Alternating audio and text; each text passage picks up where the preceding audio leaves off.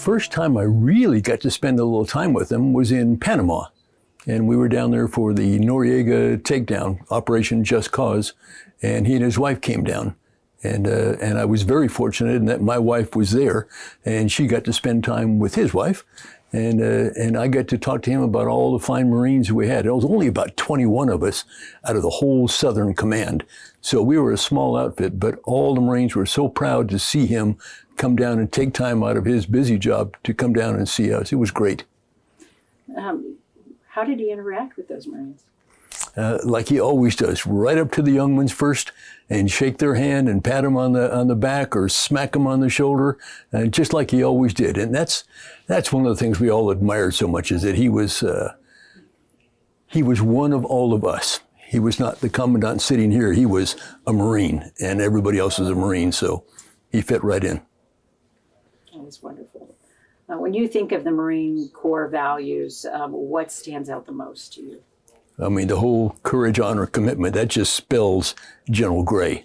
I mean, everything he did was just focused on that. He was an incredible leader. He didn't do things or expect you to do things that he wouldn't do himself. I mean, he was right there in the thick of it every time something was going on. Beirut was a good example, and he got us through that, and he still comes back. And that's what's neat, is he's been retired a long time now, but he's always there. And he always has something inspirational to say when he speaks to a large group or one or two people. So he's just a Marine's Marine. Were you there for Beirut? I was not. No, I'm a helicopter pilot, and I had only spent one tour on the East Coast until I had my last one, but I was the deputy MEF commander at Camp Lejeune for 10 months, then up to Washington. But then I came back to Cherry Point. So I got a good feel, and I see this community growing and take such good care of their Marines. And I think people like General Gray were a good reason for that, because he was so involved with the community and with the Marines at the same time that people felt like they were a part of us, and they are. So obviously you've probably been to the Beirut Memorial. I have. And, General Gray had a great deal to do with it. He did. Can you talk about that and what the memorial means? Well, I mean, it just reminds us how all of us raised our hands and volunteered, and some gave all.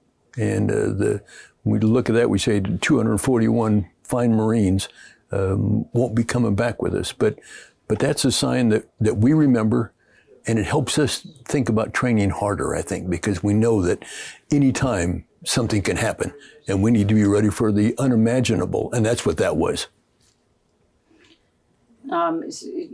You touched a little bit about General Gray's leadership. When thinking about that, if you're going to talk to somebody who's never met General Gray before, how do you describe him? That's a hard one. I think when he says something, he means it. There's no dancing around an issue. If there's an issue to be taken on, he'll be right smack dab in the middle of it. So if you ask him a question, you're going to get his opinion. You're not going to get some politically correct answer. You're going to get General Gray. And that's one of the things we really liked about him. Very straightforward. Is there something you'd like to add?